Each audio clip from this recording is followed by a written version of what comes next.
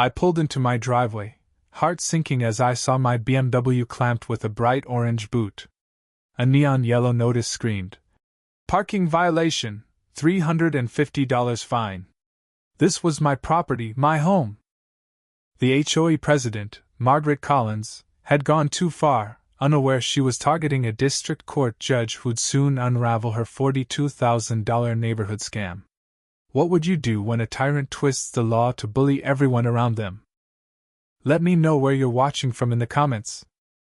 The moment I stepped onto Oak Street, neighbors crowded my driveway, pointing at the clamp. "Judge Carter, they got you too?" Mrs. Nguyen gasped, clutching her hands. Her family ran a beloved Vietnamese deli, and she often slipped me spring rolls for helping with her business permits. I parked my old Honda, kept for snowy days, and rushed to my BMW. The notice claimed my car was on an unapproved driveway extension. "This is absurd," I snapped, grabbing the paper. "This is my driveway!" As a judge for 12 years, I'd learned to stay composed, but my pulse raced. Margaret had been here with 2 goons, Mr. Lee from next door explained, citing some rule about my new concrete slab. I'd added it last month, with full county permits and inspections.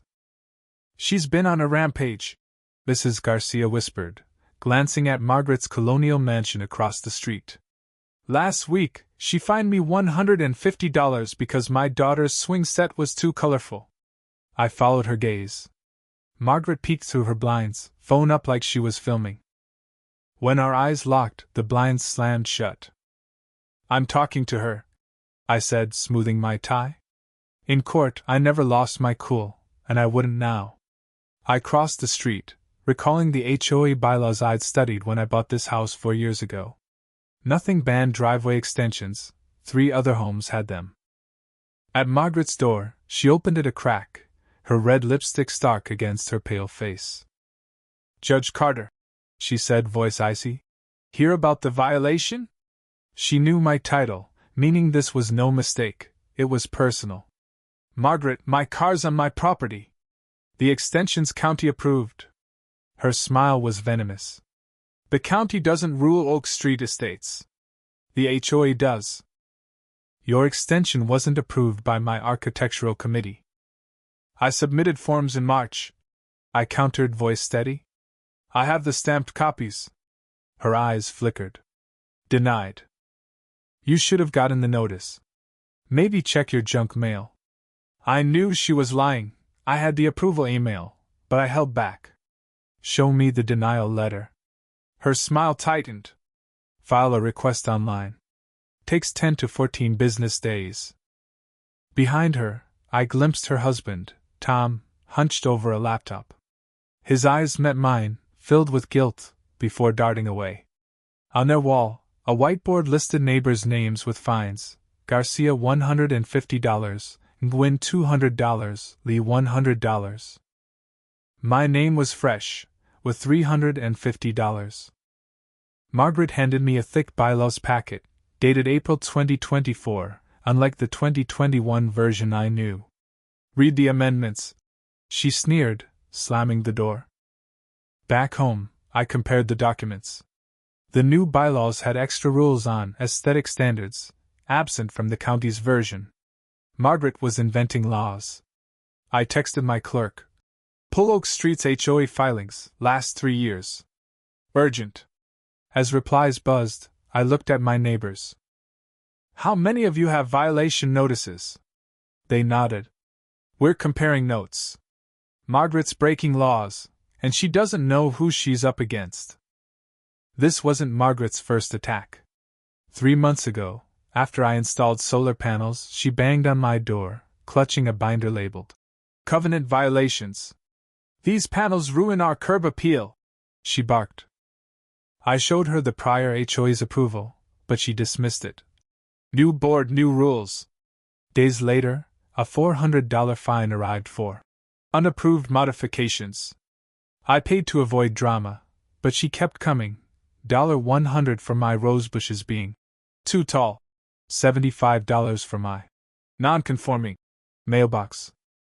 I noticed a pattern. Margaret targeted specific families while ignoring her allies' violations.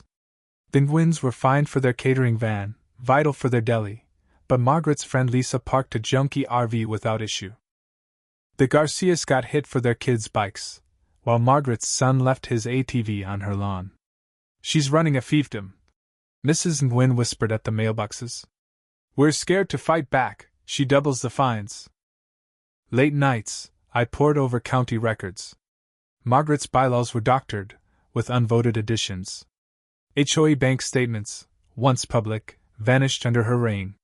When I built my driveway, I'd followed every rule, but Margaret, back from a trip, vowed it wouldn't stand. Overhearing her at the pool, yelling at Tom, "Nobody changes anything without my say-so," I knew this was about power. Staring at the boot scratches on my BMW's rim, I got a chilling text. Not just your car. Check your panels. 3 solar panels were cracked, as if hit by rocks. Who sent the warning? Then Tom dropped a note while walking his dog. Margaret's gone too far. Meeting tomorrow at Nguyen's. We want to help. Rain poured as I confronted Margaret again, still in my judge's robe. She smirked at my soaked state. You missed the HOA meeting, too busy with your secret job. Driveway extensions need approval. I demanded the rule's source. Section 7, paragraph 10. She lied. I countered. That's about modifications, not parking. My permits are valid. She scoffed. HOA trumps county. A legal falsehood. She slid me a $500 invoice, threatening a lien if unpaid in 48 hours. As she slammed the door, I saw her and Tom arguing fiercely. That night, Tom snuck over, trembling. Margaret doesn't know you're a judge. She thinks you're just another pushover. He showed me her spreadsheets. Dozens of families fined, like the Garcias for their son's basketball hoop or Mrs. Lee, a widow, for her wheelchair ramp. It's illegal, I said, noting accessibility law violations. Tom revealed texts of Margaret plotting with board allies to target troublemakers, and a secret account with $33,000 in fines. She's stealing, he admitted, ashamed. The next evening, neighbors packed my house, sharing horror stories, fines for wind chimes, crying babies, even a grandma's visit.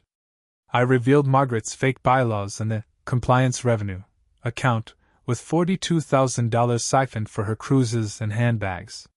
She's not just a bully, I said. She's a thief. Headlights swept my driveway, Margaret's car. She's early, Tom gasped. She checks our cameras. At the community center, I faced a packed room of 92 residents, the biggest HOA turnout ever. Margaret, in her red blazer, faltered at the crowd. Point of order, I called, revealing my title. Judge Carter. Murmurs erupted. I projected the real bylaws, exposing her additions as fake, no bans on hoops, ramps, or parking. Then, the bank statements, $42,000 in fines, funneled to her account. Mr. Nguyen stood, waving fines. We sold our van because of her, Mrs. Garcia shouted. My kids can't play because she threatened our home. Margaret tried to shut it down, but Tom stepped up, showing receipts for her Maui trip. It's over, Margaret. 2 officers entered, escorting her out as she screamed about her deputy mayor brother-in-law. The law applies to all, I said calmly. 6 weeks later, my driveway was free.